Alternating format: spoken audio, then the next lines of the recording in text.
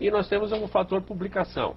Essa é uma legislação que veio no apagar das luzes em dezembro de 2007, mas que já estava sendo gestada como um projeto há alguns anos, e ela contemplava a publicação obrigatória de todos esses demonstrativos financeiros. O que você vê sobre isso, que no fim a coisa derivou para um outro lado? Esse é um ponto bastante importante também, e até um ponto que nós podemos lamentar com relação a 11638. Se nós formos falar desde o início, que está sendo estudado a 11638, nós podemos voltar lá para 1987, quando nos Estados Unidos e na Europa já deixou de ser obrigatório fazer a doar, e nós ainda continuamos fazendo a doar aqui no Brasil. Felizmente agora em dezembro de 2007 deixaremos de fazer a doar, a partir de dezembro de 2007, e passamos a fazer também a demonstração do fluxo de caixa. E entre essas variações, essas melhorias, que inclusive já eram propostas pelo Conselho Federal de Contabilidade, já eram propostas pela CVM, nós tivemos essa alteração que deixou um pouquinho a desejar. Porque inicialmente a 11638 ela traria a essência de publicação para todas as sociedades. No entanto, a publicação ela é facultativa. É claro que nós sabemos que o que é facultativo nem sempre as empresas terão interesse em divulgar exatamente. Então é uma preocupação que nós temos. Por mais que a pauta das IFRS, a essência das IFRS seja transparência, sustentabilidade, governança corporativa, infelizmente nesse primeiro momento a 11638 ainda não traz toda essa transparência por conta das empresas que são facultadas a publicar. Não tem obrigatoriedade. A obrigatoriedade continua para aquelas empresas que já tinham obrigatoriedade perante a 6404. Agora, professor Perrone, tem alguma estimativa em relação já a prazos, a adaptação a essas novas normas? Sim, temos. Inclusive a 11638 ela já está em vigor no Brasil desde 1 de 2008. Ela foi aprovada no dia 28 de dezembro de 2007 e ela já passou a vigorar em janeiro de 2008. É claro que no início, infelizmente, nós não tínhamos todas as tratativas contábeis, não tínhamos os pronunciamentos contábeis ainda essenciais para aplicarmos a 11638, mas já iniciamos as aplicações desde janeiro de 2008. E as IFRS também. As IFRS, as empresas de capital aberto, elas têm o prazo ou de 2009 ou de 2010 para fazerem a implementação. Lembrando que aquelas empresas que que são multinacionais, que já tinham capital estrangeiro, já vêm trabalhando com as IFRS desde 2006, visto que na Europa elas passaram a ser obrigatórias em 2005. Então esse aspecto é importante ressaltar. Essa adaptação deve ser tranquila também, né, Perrone? Olha, eu vou ser sincero para você, Renata, é muito complexa. As empresas europeias, elas tiveram 3 anos para se planejarem, porque o IASB, que é um órgão que inclusive é responsável por elaborar as normas internacionais, as IFRS, ele juntamente com o IOSCO, que é como se fosse uma CVM europeia, eles deram 3 anos de adaptação para as empresas europeias. Eles informaram em 2002 que as empresas teriam que fazer os seus primeiros reportes em 2005.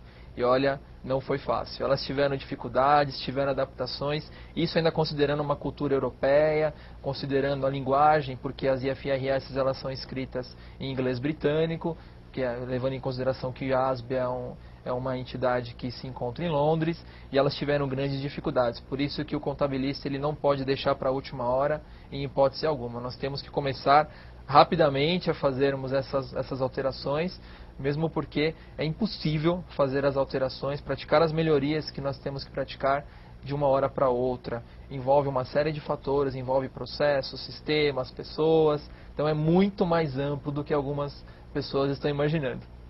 Tá certo. Bom, no segundo bloco vamos continuar nossa conversa falando sobre órgãos regulamentadores. Não perca!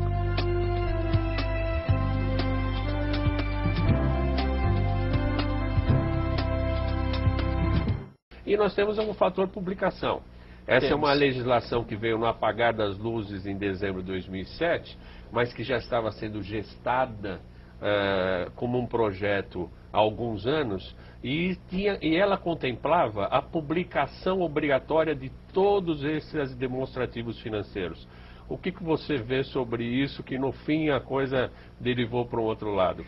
Esse é um ponto bastante importante também, e até um ponto que nós podemos lamentar com relação a 11638. Se nós formos falar desde o início, que está sendo estudada a 11638, nós podemos voltar lá para 1987, quando nos Estados Unidos e na Europa já deixou de ser obrigatório fazer a doar, e nós ainda continuamos fazendo a doar aqui no Brasil. Felizmente agora em dezembro de 2007 deixaremos de fazer a doar, a partir de dezembro de 2007, e passamos a fazer também a demonstração do fluxo de caixa. E entre essas variações, essas melhorias, que inclusive já eram propostas pelo Conselho Federal de Contabilidade, já eram propostas pela CVM, nós tivemos essa alteração que deixou um pouquinho a desejar.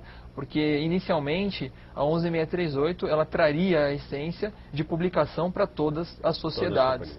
No entanto, a publicação ela é facultativa. É claro que nós sabemos que o que é facultativo nem sempre as empresas terão interesse em divulgar, exatamente. Então é uma preocupação que nós temos. Por mais que a pauta das IFRS, a essência das IFRS seja transparência, sustentabilidade, governança corporativa, infelizmente nesse primeiro momento a 11638 ainda não traz toda essa transparência por conta das empresas que estão facultadas a publicar. Não tem obrigatoriedade. A obrigatoriedade continua para aquelas empresas que já tinham obrigatoriedade perante a 6404. Agora, professor Perrone, tem alguma estimativa em relação já a prazos, a adaptação a essas novas normas? Sim, temos.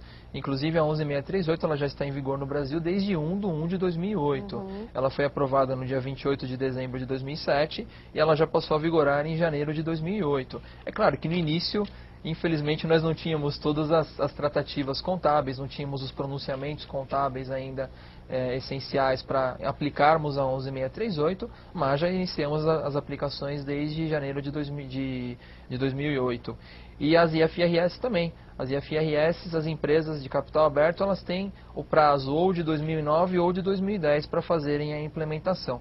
Lembrando que aquelas empresas que já eram que são multinacionais, que já tinham capital estrangeiro, já vêm trabalhando com as IFRS desde 2006, visto que na Europa elas passaram a ser obrigatórias em 2005.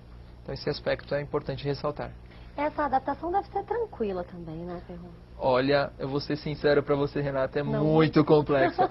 As empresas europeias, elas tiveram 3 anos para se planejarem, porque o IASB, que é um órgão que inclusive é responsável por elaborar as normas internacionais, as IFRS, ele juntamente com o IOSCO, que é como se fosse uma CVM europeia, eles deram 3 anos de adaptação para as empresas europeias. Eles informaram em 2002 que as empresas teriam que fazer os seus primeiros reportes em 2005. E olha, não foi fácil. Elas tiveram dificuldades, tiveram adaptações, isso ainda considerando uma cultura europeia, considerando a linguagem, porque as IFRS elas são escritas em inglês britânico, levando em consideração que o IASB é uma entidade que se encontra em Londres, e elas tiveram grandes dificuldades. Por isso que o contabilista ele não pode deixar para a última hora, em hipótese alguma. Nós temos que começar rapidamente a fazermos essas alterações, mesmo porque é impossível fazer as alterações, praticar as melhorias que nós temos que praticar de uma hora para outra. Envolve uma série de fatores, envolve processos, sistemas, pessoas, então é muito mais amplo do que algumas pessoas estão imaginando. Tá certo. Bom, no segundo bloco vamos continuar nossa conversa falando sobre órgãos regulamentadores. Não perca!